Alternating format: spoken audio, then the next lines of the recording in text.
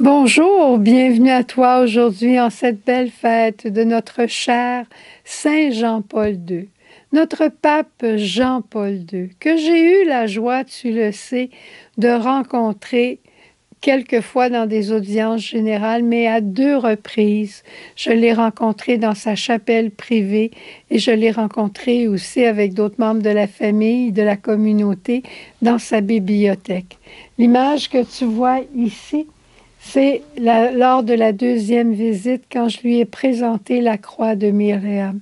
Je dois te dire qu'il l'a regardée avec beaucoup de joie et beaucoup d'admiration. Je ne sais pas ce qu'il en a fait, mais en tout cas, ça a été un grand bonheur que de rencontrer ce saint. C'est impressionnant, tu sais, quand après, c'est présent encore pour moi, les paroles qu'il nous a dites quand on l'a rencontré la première fois. Il nous a dit, est-ce que vous êtes heureux, heureuse ensemble? On était 5 de la famille. Est-ce que vous êtes heureux, heureuse ensemble? On a dit, ben, mais certainement, Saint-Pierre, Saint-Père. Il a dit, alors, aspirez des vocations. Si tu es heureux dans ton célibat, dis-le à d'autres. C'est un chemin de sainteté que le célibat. Si tu es heureux, heureuse dans ton mariage, après 60 ans, après 50 ans, dis-le à tes petits-enfants que le mariage, c'est une vraie voie de sainteté, un chemin de bonheur. Dis-le. Le bonheur est fait pour être dit. Quand on l'a rencontré la deuxième fois, je me souviens, on a eu la messe encore avec lui dans sa chapelle, puis après on est allé dans la bibliothèque, et je me souviens de l'avoir remercié pour le catéchisme qu'il venait de nous donner. C'est en 92. Il me dit, est-ce que vous l'avez lu? J'ai commencé à le lire. Il me dit, il faut tout le lire. C'est un homme qui va jusqu'au bout. Et cette première messe que j'avais vécue avec lui, ce moment qui a été un moment marquant dans ma vie, Let us offer the sacrifice of mercy. Offrons ensemble le sacrifice de la miséricorde au moment du début de la prière eucharistique. Quel homme! Il a commencé son pontificat en disant à tout le monde, n'ayez pas peur, le Christ est avec nous, le Christ rédempteur est avec nous, n'ayez pas peur, le Christ miséricordieux marche avec nous, on peut toujours recommencer. Et ce Christ, il est ressuscité, on n'a pas besoin d'avoir peur, il est vivant, on mourra mais on ira le rejoindre, n'ayez pas peur. Et le pape Jean-Paul II n'avait peur de rien, parce qu'il était profondément attaché à la Vierge Marie. Profondément attaché à la Vierge Marie. Et avec le pape Jean-Paul II, en 1978, quand il a été nommé pape, élu pape, commençait une ère mariale dans l'Église. Pourquoi un si jeune pape au lieu d'un ancien sage? Pourquoi un pape qui venait de derrière le rideau de fer au lieu de prendre un Italien, il y en avait des très bons?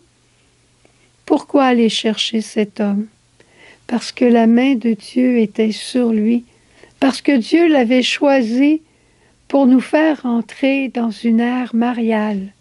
Et c'est une des grandes richesses de Jean-Paul II. Et Satan le savait, c'est pour ça qu'il l'a attaqué un 13 octobre. Cette attaque qu'il y a eu contre lui en 81 l'a affaibli, mais ne l'a pas tué. Et a rendu gloire au Seigneur, a rendu gloire aussi à la Vierge Marie.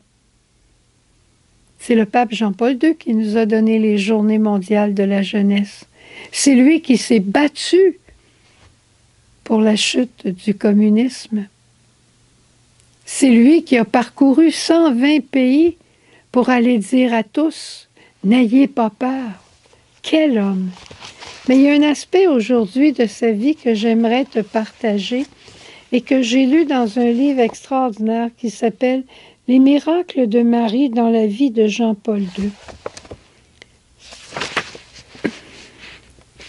Il n'a pas parlé souvent de ses souffrances, Mais en 1994, lors d'une catéchèse à la place Saint-Pierre, il en a parlé pour une seule fois.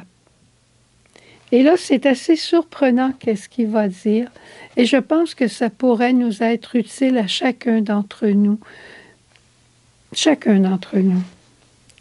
Il dit, par Marie, je voudrais exprimer aujourd'hui ma reconnaissance pour le don de la souffrance.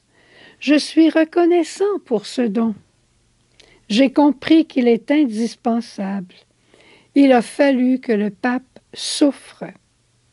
J'ai compris que je devais introduire l'Église dans le nouveau millénaire, par la prière, différentes initiatives. Mais cela n'était pas suffisant. Il fallait l'introduire par la souffrance, sur les pas du Christ crucifié et ressuscité.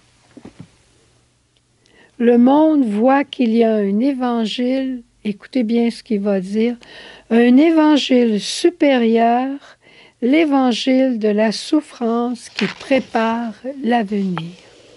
J'ai besoin de toi pour mon Église et je viens te guérir, mais j'ai besoin de ton offrande.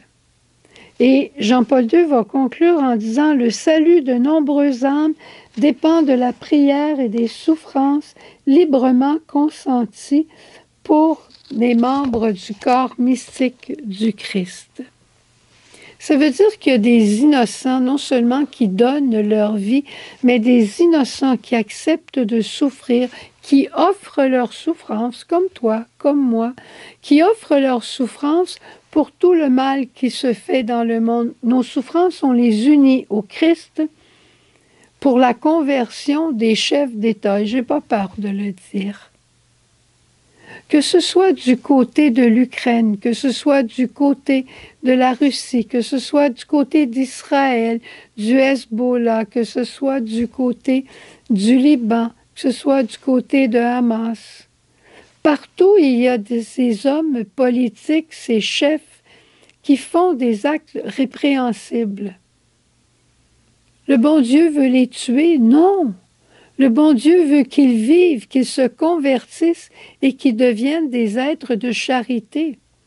C'est impossible? À nos yeux, oui, tu as raison. Mais l'offrande du Christ Sauveur à Dieu notre Père obtient plus que toutes nos paroles et nos traités. En terminant, rendons grâce au Seigneur pour ce grand saint qu'il nous a donné de connaître. Il a aimé jusqu'au bout. Il a aimé jusqu'au-delà du bout.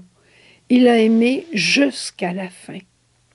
Et même quand il avait plus l'air, il avait plus l'air de rien, comme le Christ en croix, il continuait d'essayer de nous dire « N'ayez pas peur, aimez ». Au revoir, à demain. Jésus.